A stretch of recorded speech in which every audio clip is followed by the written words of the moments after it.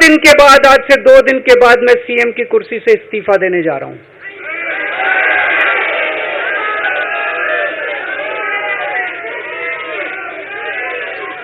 और मैं तब तक सीएम की कुर्सी पे नहीं बैठूंगा जब तक जनता अपना फैसला ना सुना दे। मैं जनता के बीच में जाऊंगा, गली गली में जाऊंगा, घर घर में जाऊंगा, और जब तक जनता अपना फैसला ना सुना दे कि केजरीवाल ईमानदार है, तब तक मैं सीएम की कुर्सी के ऊपर नहीं बैठूंगा।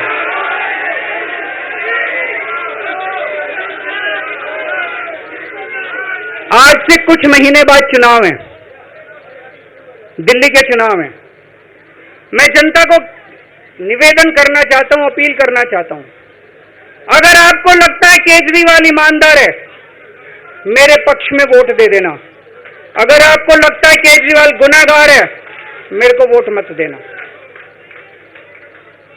आप अगर मेरे को, अगर आपका एक एक वोट मेरी ईमानदारी का सर्टिफिकेट होगा, अगर आप मेरे को वोट देके जिताओगे और अगर आप कहोगे कि केजरीवाल ईमानदार है, तो चुनाव के बाद, उसके बाद जाके मैं सीएम की कुर्सी पे बैठूंगा। तब तक मैं सीएम की कुर्सी पे नहीं बैठूंगा। अभी अभी जेल से रिहाई होके आया है, अब ये इस्तीफा क्यों दे रहा है?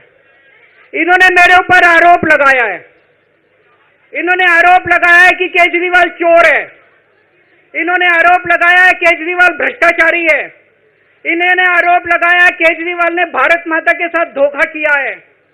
ये करने के लिए नहीं आया था मैं, सत्ता से पैसा और पैसे से सत्ता, इस खेल के खेलने के लिए मैं नहीं आया था।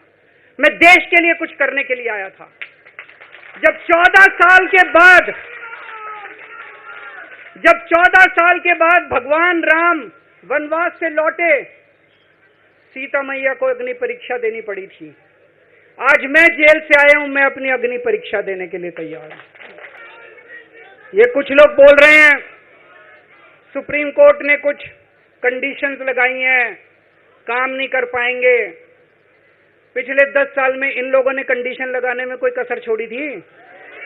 एलजी साहब ने कंडीशन लगाने में कोई कसर छोड़ी थी? केंद्र सरकार ने 1 कानून, 2 कानून, 3 कानून, कानून पे कानून डाल के मेरी पावर छीन ली, पर आपके काम बंद नहीं होने दिए मैंने। ये कंडीशन हमारे लिए कोई वो नहीं रखती, कोई हमारे लिए अड़चन पैदा नहीं करती ये कंडीशन।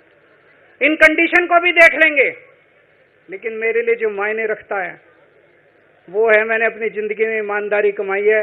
अगर आपको लगता है केजरीवाल ईमानदार है, जम के वोट दे देना मेरे पक्ष में। चुनाव के बाद सीएम की कुर्सी पे जाके बैठूंगा।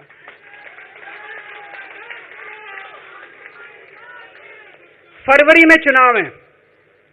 आज इस मंच से मैं मांग करता हूं कि ये चुनाव नवंबर में कराए जाएं, महाराष्ट्र के साथ कराए जाएं, तुरंत कराए जाएं चुनाव।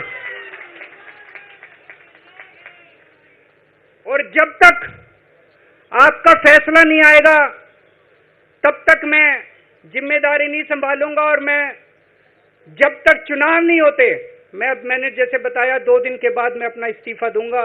जब तक चुनाव नहीं होते, तब तक मेरी जगह आम आदमी पार्टी से कोई और मुख्यमंत्री बनेगा।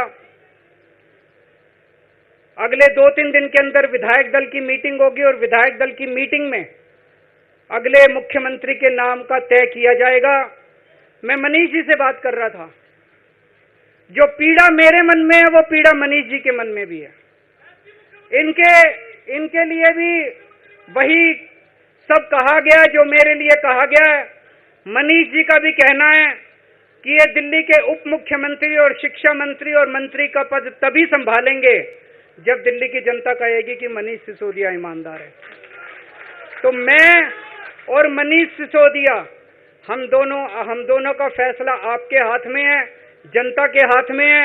हम दोनों जनता की अदालत में जा रहे हैं, गली गली जाएंगे, जनता के बीच में जाएंगे और उनसे पूछेंगे, अगर जनता कहेगी ईमानदार है तो हम आके इसकी कुर्सी पे बैठेंगे। 2020 में आया था मैं, 2020 में मैंने कहा था, मैंने अगर काम किया हो तो मेरे को वोट देना और काम नहीं किया हो तो वोट मत देना। कहा था कि नहीं कहा था?